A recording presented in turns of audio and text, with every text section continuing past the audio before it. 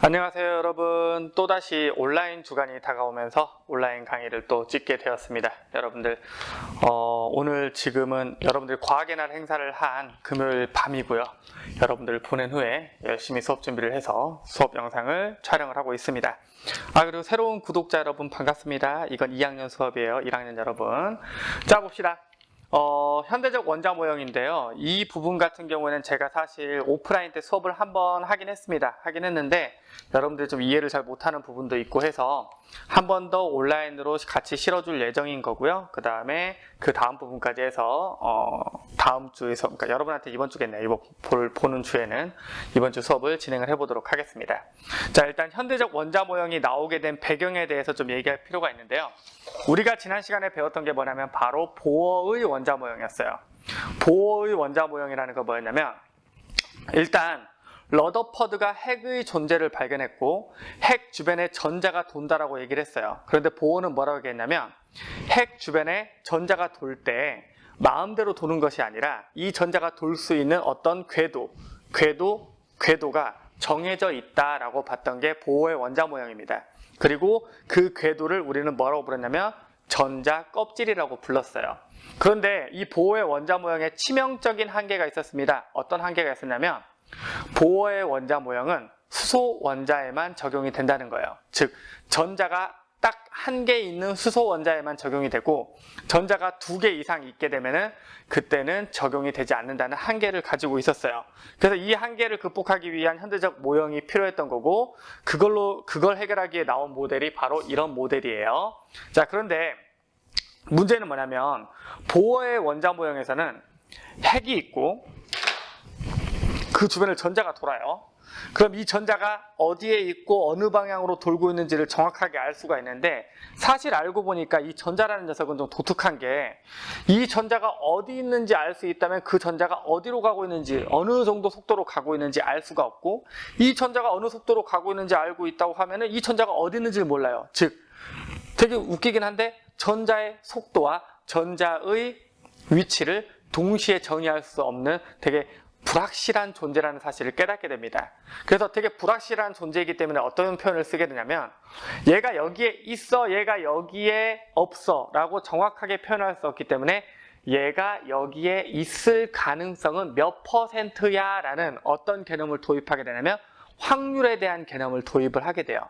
그래서 여기 지금 x, y, z의 3차원 공간을 표현을 해놨는데, 이 가운데 핵이 있다고 합시다. 핵이 있다고 하면 여기에 전자가 있는지 없는지 모르겠어요. 여기에 전자가 있는지 없는지 모르겠어. 있다라고 얘기하기도 그렇고 없다라고 얘기하기도 그렇지만 확실하진 않은데 확률은 구할 수가 있는 거예요. 제가 수업 시간에 얘기했었죠. 이번 주에 선생님이 로또를 구매합니다. 선생님이 로또를 구매했을 때 1등에 당첨될까 안 될까 라고 물어봤을 때 당첨돼요. 정확한 답이 아닙니다. 당첨되지 않아요. 정확한 답이 아니에요. 저는 당첨될 수도 있고 안 될 수도 있고 확실하지 않은 상태인 거예요. 그래서 정확한 표현은 뭐냐면, 선생님은 약 800만 분의 1의 확률로 1등에 당첨될 확률이 있으시네요. 그 말은 불가능하다는 뜻이, 아무튼 네, 저는 어쨌든 1등 당첨을 희망하고 있는데, 어쨌든 확실하지 않은 경우에는 어떻다? 확률로 표현하는 것이 맞다라는 거예요. 그래서 뭐냐면, 전자의 존재를 확실하게 이렇게 얘기하기 힘드니까, 어디에 있는지 어디로 가고 있는지 확실하게 얘기하기 힘드니까 여기에 전자가 있을 확률, 여기에 전자가 있을 확률, 여기에 전자가 있을 확률에 대한 어떤 식을 만들게 된 거예요. 그러면 전자가 있을 확률에 대한 어떤 식, 함수를 만들었는데, 여러분들 수학에서 함수라고 하면 필연적으로 따라오는 게 있죠. 함수를 배우면 함수에 대한 그래프를 배우죠. 마찬가지로 이 3차원 공간에 대한 함수를 그래프로 표현한 게 오비탈이에요. 자, 좀 쉬운 개념으로 볼게요. 점밀도 그림으로 봅시다. 핵이 있는데 핵으로부터 멀어질수록 전자가 발견될 확률이 줄어든대요. 그래가지고 전자가 발견될 확률이 높은 곳은 점을 더 촘촘하게 그리고, 전자가 발견될 확률이 낮은 곳은 점을 듬성듬성 그린다고 합시다. 그러면 핵과 가까운 곳은 전자가 발견될 확률이 높기 때문에 이렇게 점이 되게 촘촘하게 그려지게 될 것이고요. 그 다음에 핵으로부터 거리가 멀어지면 멀어질수록 전자가 발견될 확률이 점점 줄어들기 때문에 점이 점점 더 이렇게 듬성듬성 그려지게 될 거예요. 듬성듬성 그려지게 될 겁니다. 그리고 상당히 멀리 있음에도 불구하고 전자가 발견될 확률이 아예 0인 것은 아니기 때문에 여기에도 이렇게 전자가 발견될 확률을 표현할 수 있겠죠. 이런 식으로 그려준 것을 우리는 전밀도 그림 혹은 전자구름 모형이라고 불러요. 그러니까 촘촘해. 여긴 전자가 발견될 확률이 높구나. 촘촘하지 않고 되게 듬성듬성 있네. 이쪽은 전자가 발견될 확률이 낮구나 라고 보는 개념이에요.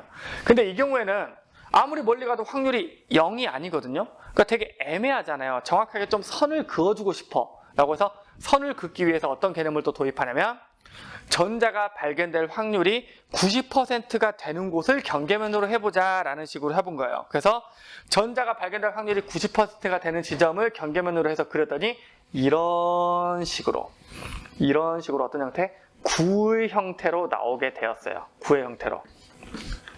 자, 그럼 이 경계면이 뭐예요? 발견될 확률이 90%인 지점이고요.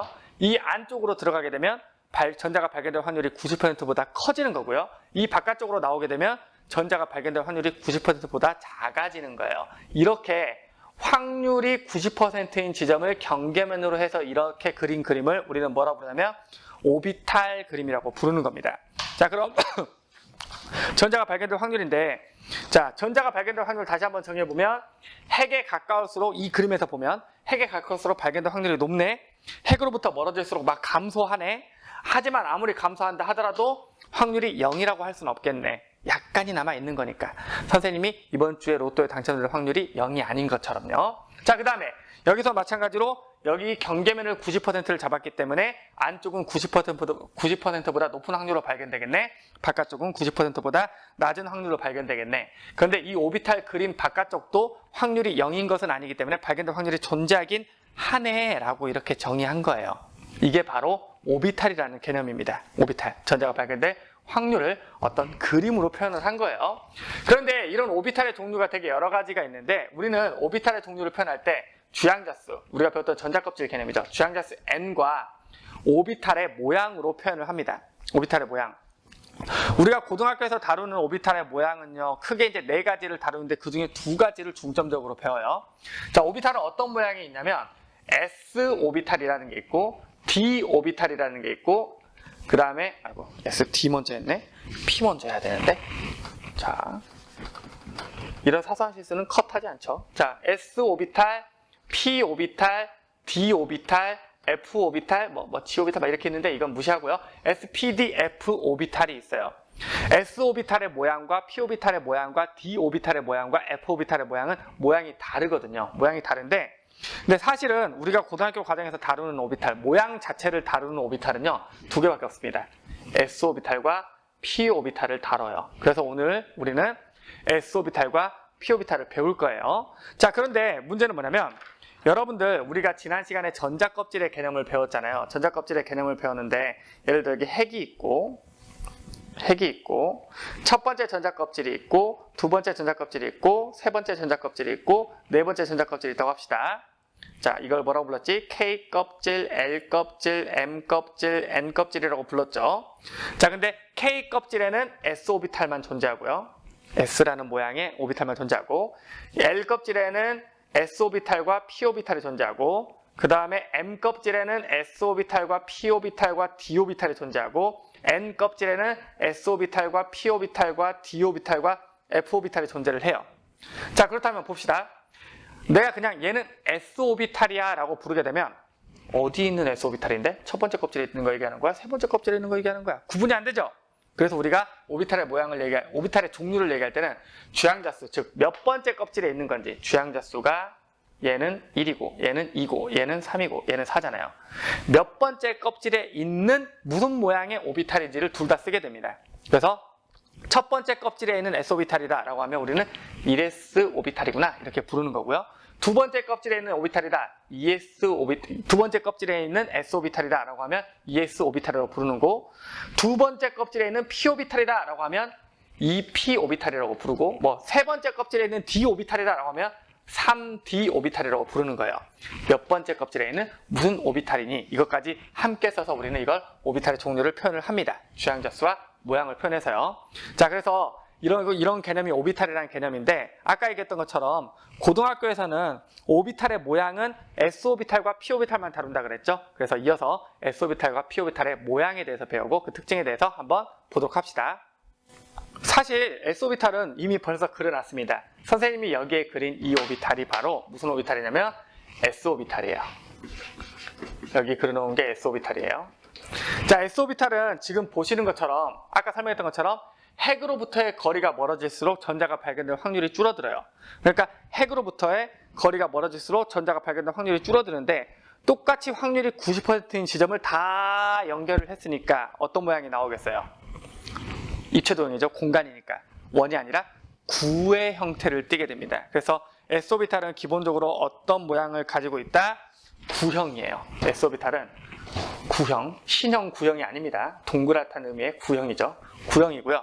그 다음에 아까 설명했던 것처럼 s오비탈은 첫 번째 껍질, 두 번째 껍질, 세 번째 껍질, 네 번째 껍질, 다섯 번째 껍질, 여섯 번째 껍질 모든 껍질에 존재해요. s오비탈 같은 경우에는 모든 껍질에 존재합니다. 모든 껍질에 존재한다는 특징을 가지고 있습니다.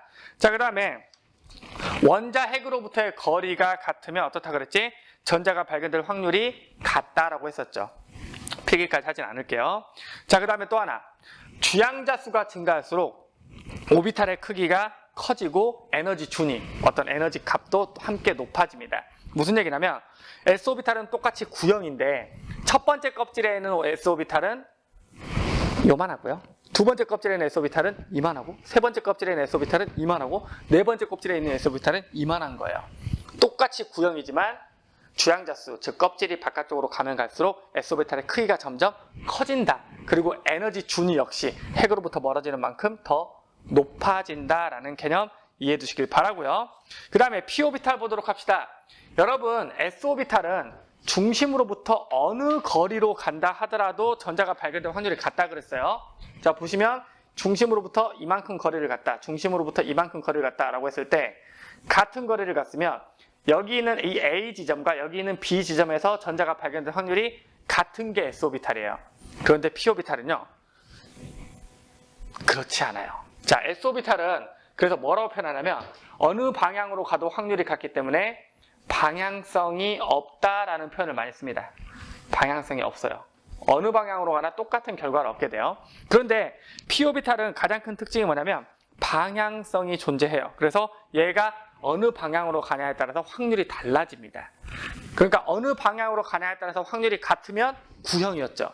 근데 얘는 p오비탈 같은 경우에는 어느 방향으로 가냐에 따라서 확률이 달라지기 때문에 절대 구의 형태는 나올 수 없다는 얘기죠. 그래서 실제로 발견될 확률이 90%인 지점을 갖다가 이렇게 만약에 경계면으로 그려보면요, 이런 모양이 나와요. 이런 모양이 나옵니다. 우리는 이 모양을 뭐라고 부르냐면 아령 모양이라는 표현을 써요. 어떤 모양이라고요? 아령 모양. 아령 모양이라는 표현을 씁니다. 아령, 이렇게 들고 운동하는 건강한 몸을 원하십니까? 이렇게 들고 운동하는 이 아령 모양이라는 표현을 씁니다. 아령 같나요? 잘 모르겠네요. 자, 그쵸? 자, 그런데 이 p오비탈 같은 경우에는 보시면 방향성이 있다고 그랬죠. 무슨 얘기냐면 여기 이제 핵의 중심으로부터 이 방향으로 이렇게 갔을 때랑 이 방향으로 갔을 때랑 분명히 간 거리는 같다 하지만 여기는 지금 오비탈 그림 안쪽에 있기 때문에 전자가 발견될 확률이 90% 이상이죠. 이쪽은 전자가 발견될 확률이 90% 이하가 되죠. 즉 어느 방향으로 가냐에 따라서 확률이 달라지죠. 그래서 우리는 이 p오비탈은 뭘 어떻게 표현하냐? 방향성이 있다라는 표현을 씁니다. 방향성이 있어요. 그리고 p오비탈은요, 이렇게 얘가 하나의 오비탈인데 이렇게 생긴 오비탈이 3개가 모여서 존재를 해요. 그래서 어떻게 존재하냐면 이렇게 X축 방향으로 만들어진 R형 모양의 오비탈이 존재하고요. 이렇게 Y축 모양으로 이렇게 펼쳐져 있는 이런 형태의 오비탈이 또 하나 존재하고요. 그 다음에 Z축 모양으로 펼쳐져 있는 이런 모양의 오비탈이 또 하나 존재합니다. 그래서 얘네들은 p오비탈, p오비탈, p오비탈인데 얘는 X축 방향으로 놓여있는 p 오비탈이라고 해서 px 오비탈이라고 부르고, 얘는 Y축 모양으로 놓여있는 오비탈이라고 해서 py 오비탈이라고 부르고, 얘는 Z축 모양으로 놓여있는 오비탈이라고 해서 pz 오비탈이라고 표현을 해요. 그래서 이런 오비탈이 하나, 둘, 세 개가 함께 겹쳐져 있는 게 바로 p 오비탈이에요. 근데 이 p 오비탈의 특징은 첫 번째 R형 모양이라 그랬죠. 그다음 두 번째, 여기 보시면 첫 번째 껍질에는 s 오비탈만 있다 그랬죠. p 오비탈은 두 번째 껍질부터 나타나기 시작합니다. 두 번째 껍질, 즉 L 전자 껍질부터 존재해요. L 전자 껍질부터 존재한다라는 특징을 가지고 있고요. 아까 얘기한 것처럼 방향성이 분명히 존재해서 어느 방향으로 가냐에 따라서 확률이 달라지고요. 그 다음에 방금 얘기한 것처럼 또 px 오비탈, py 오비탈, pz 오비탈, 오비탈 3개가 한 전자 껍질에 존재해요. 그리고 얘네들의 에너지 준위 값은 모두 같습니다. 여기에 전자가 들어있나, 여기에 전자가 들어있나, 여기에 전자가 들어있나, 그 에너지 값은, 정기적인 어떤 위치 에너지 값은 같다라는 걸 기억해 두시고요. 그리고 여기 s 오비탈과 같은 특징이 뭐냐면 주양자 수가 증가할수록, 무슨 얘기냐면 2p 오비탈보다는 3p 오비탈이, 3p 오비탈보다는 4p 오비탈이, 즉 바깥쪽 껍질에 있는 p 오비탈로 가면 갈수록 p 오비탈이 요만했던 p 오비탈이 이만해지고 이만해지는 거예요. 그래서 오비탈의 크기가 마찬가지로 커지고요. 커진 만큼 핵으로부터 멀어져서 에너지 준위는 높아진다라는 것까지 기억해 두시면 될 것 같아요. 이게 바로 p 오비탈입니다. 자, 이 s 오비탈과 p 오비탈의 개념은요, 사실 되게 어려운 개념은 아닌데 처음 배우는 개념이기 때문에 어렵게 느낄 수가 있고, 그래서 제가 반복 학습을 하라는 의미로 이렇게 수업을 준비한 겁니다. 자, s 오비탈은 핵으로부터의 거리가 같으면 발견될 확률이 같기 때문에 구형으로 표현이 된다. 그리고 모든 껍질에 존재하고 있고, 그리고 첫 번째 껍질에 있는 애보다 두 번째 껍질에 있는 애가, 그리고 두 번째 껍질보다 세 번째 껍질에 있는 애가 더 크고 더 에너지 준위가 높다라고 했었고, p 오비탈은 X축 방향으로 있는 R형 모양, Y축 방향으로 있는 R형 모양, Z축 방향으로 있는 R형 모양, 이 세 개의 오비탈이 PX, PY, PZ 오비탈이 합쳐져서 하나의 p 오비탈, 그러니까 얘네들이 합쳐져 가지고 한 껍질 안에 존재를 하는 거고요. 그리고 얘네들도 마찬가지로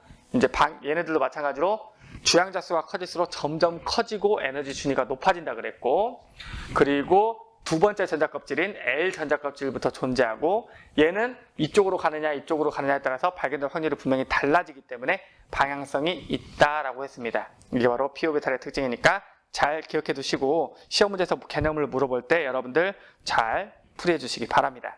이어서 양자수라는 개념에 대해서 해볼게요. 요즘 시험 문제 출제가 진짜 많이 되는 게 양자수인데요. 처음에는 양자수라는 말 자체가 헷갈릴 수 있는데 한번 저랑 같이 이해해 볼 수 있도록 하죠. 양자수라는 것은 어떤 의미를 가지고 있냐면, 정의는 이렇게 되어 있어요. 원자에 존재하는 오비탈들을 구분하기 위한 오비탈의 에너지, 크기, 모양 등을 나타내는 요소들이다 라고 이렇게 되어 있습니다. 근데 이게 어떤 의미인지 좀 설명을 드리자면, 에너지 준위 부분을 제가 좀 이따가 설명을 할 건데, 그걸 설명하기 전에 에너지 준위랑 그 다음에 전자 배치를 다음 시간에 설명을 할 거거든요. 근데 그걸 설명하기 전에 말씀을 드리자면 이런 경우가 있을 수 있어요. 어떤 제가 특정 원자를 예를 들어보겠습니다. 일단 나중에 배울 내용이지만 미리 말씀을 드려볼게요. 일단 여러분들 아까도 얘기했던 것처럼 핵이 있고, 그 주변에 첫 번째 전자 껍질이 있고, 두 번째 전자 껍질이 있고, 세 번째 전자 껍질이 있고, 네 번째 전자 껍질이 있고, 이렇게 껍질이 있다 그랬죠. 맞죠? 이 첫 번째 전자 껍질, K 껍질, 그 다음 L 껍질, M 껍질, N 껍질이 있는데, K 껍질에는 S 오비탈만 존재하고, L 껍질에는 S 오비탈과 P 오비탈, M 껍질에는 S 오비탈과 P 오비탈과 D 오비탈, N 껍질에는 S 오비탈과 P 오비탈과 D 오비탈과 F 오비탈이 존재한다라고 이렇게 얘기를 했어요. 자, 이때 이 오비탈이라는 곳은 기본적으로 전자들이 들어갈 수 있는 어떤 공간이라는 개념으로 생각하시면 돼요. 저는 뭐라고 표현하냐면, 전자 하나하나를 사람이라고 친다면 이 오비탈은 전자들이 묵을 수 있는, 전자들이 자고 갈 수 있는 일종의 방이라고 얘기를 해요. 일종의 방이라고 얘기를 하고, 저는 그리고 오비탈을 숙박업소라는 표현을 씁니다. 자, 그럼 봅시다. 여기는 전자가 들어가는 곳인데 이제 어떻게 들어가냐면, 결론적으로 얘기하면 여러분들 원자번호 19번 칼륨의 예를 한번 들어보도록 할게요. 원자번호 19번은요 1, 에너지 순위가 낮은 쪽부터 써보도록 할게요. 자, 먼저 1s 오비탈이 이렇게 있고요. 2s 오비탈이 이렇게 있고요. 그 다음에 2p 오비탈이 2px, 2py, 2pz 오비탈이니까 다 해서 총 3개거든요. 이렇게 3개가 있고요. 그 다음에 3s 오비탈이 이렇게 있고요.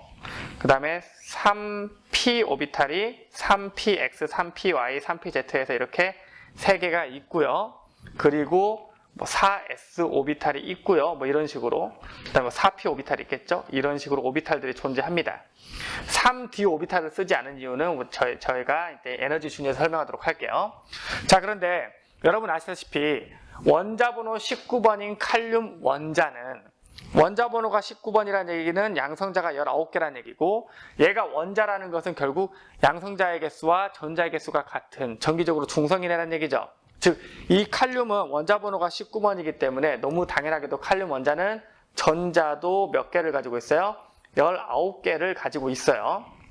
그래서 이 19개의 전자를 갖다가 이 오비탈이라는 전자들이 숙박을 할 수 있는 이 방에다가 배치를 하는 거예요. 배치를 하는 건데, 첫 번째 전자 껍질에 있는 s오비탈이라는 방에 배치를 할지, 두 번째 껍질에 있는 이 s오비탈의 방에 배치를 할지를 결정을 하는 건데, 결론적으로 방 하나당 여러분들 전자는 2개씩만 들어갑니다. 우리가 다음 시간에 배울 파울리, 베타올리거든요. 방 하나당 전자들은 2개씩만 배치가 돼요. 이 오비탈이라는 방 하나당 총 2명씩 숙박할 수 있는 거예요. 여러분들 보통에, 나중에 알게 되겠지만 보통의 숙박업소들 같은 경우에는요, 2명을 기본 요금으로 받습니다. 거기에 한 명씩 추가될 때마다 막 돈을 더 받고 막 그러거든요. 자, 그래서 여기 이 오비탈이라는 숙박업소도 방 하나당 전자 2명을 기본으로 받는 거예요. 더 이상 못 받는다고 생각하시면 돼요. 자, 그런데 이 19개의 전자를 채울 때 여러분 우리 그렇죠. 자연계에 존재하는 걸 봤을 때 자연계에 존재하는 것들은 에너지가 낮을수록 안정하고 에너지가 높을수록 불안정하다 그랬죠. 보호의 원자 모형에서 얘기했었죠. 바닥 상태와 들뜬 상태. 에너지가 낮은 상태부터 차곡차곡 잘 쌓아져 있다면 안정적인 바닥 상태고, 그렇지 않다면 들뜬 상태예요. 그럼 얘를 바닥 상태로 만들려면 에너지가 낮은 부분, 이쪽 아래쪽부터 차곡차곡 전자를 채워줘야 돼요. 자, 여기 오비탈 호텔에 오신 것을 환영합니다. 19명의 손님들. 자, 배치하겠습니다. 자, 가장 낮은 곳 어디에 배치할까요? 자, 첫 번째 1S방에 전자 2분 들어가시고요. 이렇게 전자가 2분이 들어가셨어요. 하나, 둘 들어가셨고요. 자, 그다음에 2s 오비탈에 전자 2분 들어가시고요. 하나, 둘. p 오비탈은 s 오비탈과는 다르게 3룸이에요. 이 p 호실은 3룸이야. 방이 3개 있어. 그러면 전자 몇 분께서 투숙하실 수 있을까? 1분, 2분, 3분, 4분, 5분, 6분 투숙하시고요. 자, 현재까지 전자 10명이 들어갔죠. 10개가 들어갔죠. 이제 9개가 남았어요. 자, 3s 오비탈에 2분 들어가시고요. 3p 오비탈에 하나, 둘, 셋, 넷, 다섯, 6 들어가시고요. 이제 1명 남았네. 나머지 한 분은 여기 혼자 이거 s 오비탈 쓰시면 되겠네요. 이런 식으로 배치를 합니다. 자, 이 얘기를 왜 하냐면 지금 여기에 있는 19개의 전자들이 있어요. 그런데 이 19개의 전자들이 모두 다 어떻다는 얘기예요? 고유의 값을 가지고 있어요. 고유의 자기에 대한 어떤 코드 값을 가지고 있는 겁니다. 코드 값을 가지고 있어요. 그걸 우리는 뭐라 부르냐? 양자수라고 불러요. 전자 하나하나의 고유 주소 같은 개념이라는 표현을 써요, 저는. 그러니까 룸서비스 얘기했었잖아요, 수업 시간에. 뭐냐면, 자, 여기 우리 오비탈 호텔에 오신 것을 환영합니다. 라고 했는데, 여기에서 이제 룸서비스 시키는 거예요. 피곤해. 피곤한데 밥이나 먹고 치킨이나 먹고 잘까? 자, 저한테 치킨 좀 갖다 주세요. 하면은, 어디로 갖다 드릴까요? 라고 하면, 예를 들어, 세 번째 전자 껍질 여기죠. 세 번째 전자 껍질의 p 오비탈 호실에 살고 있는 두 번째 방의 첫 번째 전자요. 잘 보세요. 세 번째 전자 껍질에 살고 있고, 그 세 번째 전자 껍질에 있는 p 오비탈 호실에 살고 있고, 그 p 오비탈 호실의 두 번째 방에 살고 있고, 그러면서 동시에 거기 들어가 있는 전자들 중에서 첫 번째 전자요라는 이 4가지 요소가 들어갔죠. 그 4가지 요소만 있으면 이 전자들의 정확한 위치를 이 전자 중에 누군지, 어느 전자인지를 정확하게 표현할 수 있어요. 우리 그걸 뭐라 부른다? 양자수라고 부르는 거예요. 양자수. 그래서 그걸 어떤 식으로 하냐면 이런 식으로 하는 거예요. 첫 번째 뭐야? 몇 번째 껍질에 사세요? 그 몇 번째 껍질에 사세요가 뭐예요? 바로 주양자수예요. 주양자수 N 뭡니까? 몇 번째 전자껍질에 사세요? 아, 전자껍질 높은 데 사시면 에너지도 크시겠네요. 1, 2, 3, 4. 첫 번째 전자껍질에 있으면 1, 두 번째 전자껍질에 있으면 2, 세 번째 전자껍질에 있으면 3, 네 번째 전자껍질에 있으면 4. 이렇게 표현을 하는 게 바로 뭐예요? 이게 바로 뭐다? 주양자수라는 양자수예요. 자, 네 가지 종류의 양자수 중에서 지금 주양자수 하나를 얘기를 했어요. 자, 주양자수는 이런 식이죠. 주양자수 N을 보면 주양자수는 전자 껍질에 의해서 결정지어진다 그랬죠. 전자 껍질에 따라서 결정지어져요. 그래서 K 전자 껍질에 있으면 주양자수가 1인 거고, L 전자 껍질에 있으면 주양자수가 2인 거고, M 전자 껍질에 있으면 주양자수가 3인 거고, N 전자 껍질에 있으면 주양자수가 4인 거예요. 이거 우리는 주양자수라고 합니다. 자, 그럼 볼게요. 자, 저는 3층에 살아요 라고 했어요. 주양자수가 얼마예요? 저는 주양자수가 3이에요 라고 대답을 한 거예요. 그럼 3층에 딱 올라갔어요. 누가 치킨을 시켰지? 봤더니 저는 어디에 살아요? 라고 했어요. 저는 S오비탈에 살아요, P오비탈에 살아요. 대답을 해줘야 되겠죠. 동그란 모양의 S오비탈에 살아요. 저는 R형 모양의 P오비탈에 살아요. 라는 걸 대답을 해줘야 된단 말이에요. 그게 바로 뭐냐면 부양자수예요. 부양자수를 방위양자수로 부르기도 하고 L이라고 쓰네요. 오비탈의 모양을 표현하는 겁니다. 너는 S오비탈에 살고 있니? P오비탈에 살고 있니? D오비탈에 살고 있니? F오비탈에 살고 있니를 표현해 주는 겁니다. 어느 오비탈에 살고 있니? 그래서 이 어느 오비탈에 살고 있는지, 오비탈 어디에 살고 있는지를 숫자로 표현한 겁니다. 양자수 별거 없어요. 숫자로 표현한 거예요. K껍질, M껍질의 P오비탈의 X축 방향에 무슨 왼쪽으로 돌고 있는 전자 이런 거를 숫자로 표현한 겁니다. 양자화 시켰다는 게 숫자로 표현했다는 뜻이에요. 자, 그럼 볼게요. S오비탈에 살고 있을 때의 우리 부양자수를 뭐라고 부르냐면 얘는 0부터 시작해요. 그래서 S오비탈의 부양자수는 0, P오비탈의 부양자수는 1, D오비탈의 부양자수는 2, F오비탈의 부양자수는 3 이런 식으로 정해져 있어요. 그래서 0부터 n-1의 정수값을 가진다고 표현해놨죠. 그쵸? 자, 그럼 다시 한번 얘기하지만 지금 치킨을 시킨 건 누구예요? 치킨을 시킨 건 바로 이 친구란 말이에요. 이 친구가 시켰어요. 이 친구가 시켰어. 자, 치킨 배달부가 옵니다. 주양자수가 3이라 그랬지? 3층까지 왔어. S오비탈에 살고 있지? P오비탈에 살고 있지? 그때 뭐라고 대답한가? 저의 부양자수는 1이에요 라고 대답해요. 그럼 저의 부양자수는 1이에요 라는 얘기는 무슨 얘기야? 오비탈이 P오비탈에 있다는 얘기죠. 자, 치킨 배달부가 3층으로 올라와서 P오비탈까지 들어왔습니다. P오비탈에 들어와 봤더니 P오비탈에 방이 3개나 있는 거야. 저기요, 죄송한데 저 치킨 시키신 분이죠? P오비탈까지 왔는데 방이 3개 있네요. 몇 번째 방에 사세요? 이걸 물어보는 개념이에요. 자, 그럼 몇 번째 방인지, 이 몇 번째 방이 사실 뭐냐면 이 방이 3개 있는 게 뭐냐면 아까 배웠던 PX오비탈과 PY오비탈과 PZ오비탈을 의미하는 거거든요. 즉 이렇게 되어 있는 P오비탈, 이렇게 되어 있는 P오비탈, 이렇게 되어 있는 P오비탈을 구분시켜주는 개념이에요. 그냥 그렇게 보시면 돼요. 아, 저는요 여기 두 번째 방에 살고 있어요. 저는 PY오비탈에 살고 있어요. 이렇게 보는 거예요. 그때 이 오비탈의 방향을 표현해주는 거 뭐라고 하냐면 자기양자수라고 불러요. 자기양자수. 참고로 이 자기양자수는요 0을 기본값으로 해요. 그래서 이 0이라는 자기양자수가 0인 방이 있다면 그 옆에 있는 방들을 나는 마이너스 1, 얘는 플러스 1, 얘는 마이너스 2, 여기는 플러스 2 이런 식으로 하는 겁니다. 무슨 얘기냐면 지금 보시면 S오비탈은 방 1개짜리죠. P오비탈은 방 3개짜리죠. 추가적으로 말씀드리자면 D오비탈은 방이 5개짜리고요. F오비탈은 방이 7개짜리예요. 이때 그 기준을 잡는 게 뭐냐면 센터에 있는 방을 0으로 잡고요. 그 센터에 있는 방에서 이쪽으로 갈 때마다 플러스 1씩 더해주면 되고 이쪽으로 갈 때마다 마이너스 1씩 더해주면 돼요. 자, 그러면 S오비탈 같은 경우는 방이 어차피 하나밖에 없으니까 얘가 센터죠. 그러니까 S오비탈은 자기양자수가 무조건 0이 될 수밖에 없겠죠. P오비탈은 얘를 센터 0으로 잡으면 여기 있는 애는 자기양자수가 플러스 1, 여기 있는 애는 자기양자수가 마이너스 1이 되겠죠. D오비탈 같은 경우는 얘를 센터로 잡으면 이쪽으로 한 칸 간 방은 플러스 1, 이쪽으로 한 칸 더 간 방은 플러스 2, 이쪽으로 한 칸 더 가면 마이너스 1, 이쪽으로 한 칸 더 가면 마이너스 2가 될 거고, F오비탈은 방이 7개짜리니까 센터를 여기에 잡고 이쪽으로 한 칸 갈 때마다 플러스 1, 플러스 2, 플러스 3, 이쪽으로 한 칸 갈 때마다 마이너스 1, 마이너스 2, 마이너스 3 이런 식으로 번호를 부여해서 거기 있는 방들을 구분해 주는 거예요. 거기 있는 방들을. 자, 그러면 여기는 이 친구는 첫 번째, 두 번째, 세 번째 방 중에서 두 번째 방에 살고 있잖아요. 그러면 두 번째 방에 살고 있으니까 이 친구의 자기 양자수는 얼마라고 대답하면 되겠어? P 오비탈까지 오셨다고요? 그러면 두 번째 방으로 오세요 라고 대답하면 될걸. 양자수로 뭐라고 표현하는데 두 번째 방이니까 자기 양자수 0으로 오시면 돼요. 이렇게 대답을 하는 거예요.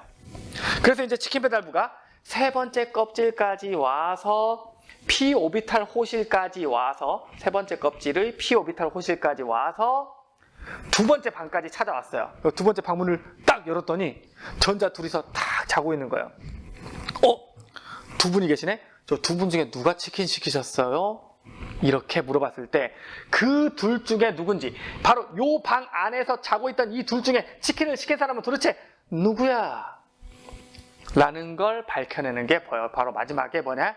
스핀 양자수예요. 같은 오비탈 내에 두 개의 전자가 있는데 얘네들이요, 전자한테 전기장이라는 걸 걸어주게 되면 두 전자 중에 하나는 이 방향으로 돌고요, 하나는 이 방향으로 자전을 한대요. 그러니까 한 방에 있는 두 전자는 서로 다른 방향으로 스핀이 걸릴 수밖에 없어요. 같은 스핀의 전자는 절대 한 오비탈에 존재할 수 없다라는 파울리 베타울리라는 게 있거든요. 그러니까 얘네들은 분명히 돌고 있는 방향이 달라. 그러면 이제 얘네들이 아까 자고 있다고 표현했는데 말을 바꿔볼게요. 한 전자는 이렇게 돌고 있을 거고요, 그 옆에 있는 이 전자는 이렇게 돌고 있을 거예요. 그러면 세 번째 전자 껍질을 P 오비탈 호실에 살고 있는 두 번째 방의 전자 중에서 저는 이쪽으로 돌고 있는 전자입니다 라고 그걸 알려줘야 되겠죠. 그걸 알려주는 게 바로 뭐다? 스핀 양자수예요. 그래서 어느 한 방향을 플러스 2분의 1로 잡았다면 나머지 한 녀석은 마이너스 2분의 1이 되는 거예요. 편의상 이렇게 위쪽으로 향한 애를 플러스 2분의 1, 아래쪽으로 향한 애를 마이너스 2분의 1이라고 해봅시다. 그럼 이 친구는 지금 위쪽으로 향해 있는 애잖아. 그럼 이 녀석의 스핀은 뭐인 거예요? 플러스 2분의 1이라는 스핀을 가진 거예요. 그럼 바로 이게 바로 뭐냐? 양자수인데 주양자수, 부양자수, 자기양자수, 스핀 양자수, 이 네 가지 요소가 있으면 이 수많은 전자들 중에서도 어느 전자인지를 정확하게 찍어낼 수가 있다는 거예요. 그게 바로 양자수예요. 한 번만 연습해 볼까요? 자, 이번에는 얘가 시켰습니다. 누가 시켰냐면 두 번째 전자 껍질을 P-오비탈에 있는 첫 번째 방의 반대 방향으로 돌고 있는 이 전자가 치킨을 시켰어요. 그럼 치킨 시킬 때 이렇게 시키겠죠. 안녕하세요. 저 여기 지금 칼륨인데요. 제가 두 번째 전자 껍질을 P-오비탈의 첫 번째 방에서 반대 방향으로 돌고 있는 전자거든요. 치킨 좀 갖다 주세요. 라고 시킬 때 이렇게 시킬 수도 있어요. 어떻게? 제 양자수는요. 2, 1, 마이너스 1, 마이너스 2분의 1이에요. 치킨 가져오세요. 끝. 뭐야? 두 번째 전자 껍질을 P-오비탈을 첫 번째 방에서 반대로 돌고 있는 전자라는 뜻이잖아요. 바로 이런 개념을 양자수라고 합니다. 양자수는 뭐야? 이 하고 많은 전자들을 하나하나의 어떤 고유번호를 매겨주는 거예요. 고유번호. 정확한 주소를 찍어주는 겁니다. 제가 수업 시간에서 얘기했죠. 여러분 모의고사 볼 때 17716이라는 학교번호, 2학년이라는 학년, 1반이라는 01, 27번이라는 27, 즉 학교 번호, 학년, 반, 번호라는 이 네 가지 요소가 있으면은 그 누구도 수험 번호가 겹치지 않잖아요. 그런 개념이라고 보시면 됩니다. 양자수라는 개념.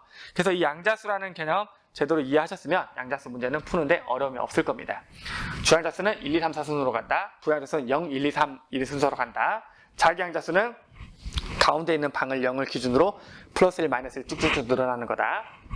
스핀 양자수는 이쪽으로 도는 애를 플러스 2분의 1로 잡았다면 이쪽으로 도는 애를 마이너스 2분의 1로 잡으면 되고, 한 방에는 서로 다른 스핀에만 들어갈 수 있다. 이렇게 정리하고 맞춰보도록 하겠습니다. 이제 이어서 오비탈의 에너지 준위에 대해서 하고 오늘 수업 마칠게요. 다음 시간에 배울 전자 배치를 이해하기 위해서는 일단 오비탈의 에너지 준위를 이해를 해야 됩니다. 자, 오비탈의 에너지 준위라는 건 뭐냐면 아까 얘기한 것처럼 오비탈이라는 어떤 전자들이 있을 수 있는 방이라는 게 존재하는데 그 방에 전자들을 배치할 때 최대한 안정하게 배치하고 싶거든요. 최대한 안정하게 배치한다는 얘기는 무슨 얘기냐면 최대한 낮은 에너지를 가지게 하고 싶어요. 그렇다면 어느 방이 더 안정한 방이고, 그러니까 에너지가 낮은 방이고 어느 방이 더 에너지가 높은 방인지, 어느 에너지가 누가 더 높고 낮은지, 누가 더 안정하고 누가 더 불안정한지를 알아야 배치를 할 수가 있겠죠. 그래서 그걸 알아보는 거 우리는 뭐라고 그러냐면 에너지 준위라고 표현합니다. 에너지 준위. 어디가 에너지가 높니? 어디가 에너지가 낮니? 이걸 알아야 낮은 곳부터 채우자라는 게 성립하는 거거든요. 낮은 곳이 어딘지 모르는데 낮은 곳부터 채울 수는 없잖아요. 그래서 에너지를 차곡차곡 채우는, 그러니까 전자를 차곡차곡 채울 때 에너지가 낮은 곳부터 채우기 위해서는 에너지가 낮은 곳이 어딘지 알아야 해. 에너지가 낮은 곳이 어딘지 알기 위해서 에너지 준위를 배우는 거예요. 자, 그런데 아까 배운 것처럼 일단 핵이 있고 핵 주변에는 K 껍질, L 껍질, N 껍질, N 껍질, 즉 주양자 수가 1, 2, 3, 4인 껍질이 있고 거기에는 S 오비탈과 SP 오비탈, SPD 오비탈, SPD F 오비탈이 존재한다고 얘기했었어요. 맞죠? 그럼 S 오비탈과 여기 있는 S 오비탈과 여기 있는 S 오비탈 중에서 누가 더 에너지가 높니? 여기 있는 S 오비탈과 여기 있는 P 오비탈을 비교했을 때는 누가 더 에너지가 높니? 이걸 지금 순위를 따지자는 거예요. 자, 그런데 수소 원자의 경우랑 다른 원자의 경우가 좀 다릅니다. 우리가 보호의 원자 모형에서 배웠던 것처럼 수소 원자, 전자를 딱 하나 가지고 있는 수소 원자 같은 경우에는 전자 껍질이 점점 높이 가면 높이 갈수록, 전자 껍질이 점점 바깥쪽, 즉 주양자 수가 커지면 커질수록 에너지 준위가 높아진다고 했던 거 기억하시죠? n제곱분의 마이너스 1312 기억나실 거예요. 단지 뭐가 결정하냐면 수소 원자의 에너지 준위를 결정하는 건 단지 뭐다? 주양자 수. 전자 껍질만이 바로 수소 원자의 에너지 준위를 결정합니다. 즉 주양자 수가 1인 애보다 주양자 수가 2인 애가 더 에너지가 높고요. 주양자 수가 2인 애보다 주양자 수가 3인 애가 더 에너지가 높다는 얘기예요. 근데 여러분 아시다시피 주양자 수 1에는 S 오비탈만 존재하지만 주양자 수 2에는 S 오비탈과 P 오비탈이 존재하고요. 주양자 수 3에는 S 오비탈과 P 오비탈과 D 오비탈이 존재하고 주양자 수 4에는 S 오비탈과 P 오비탈과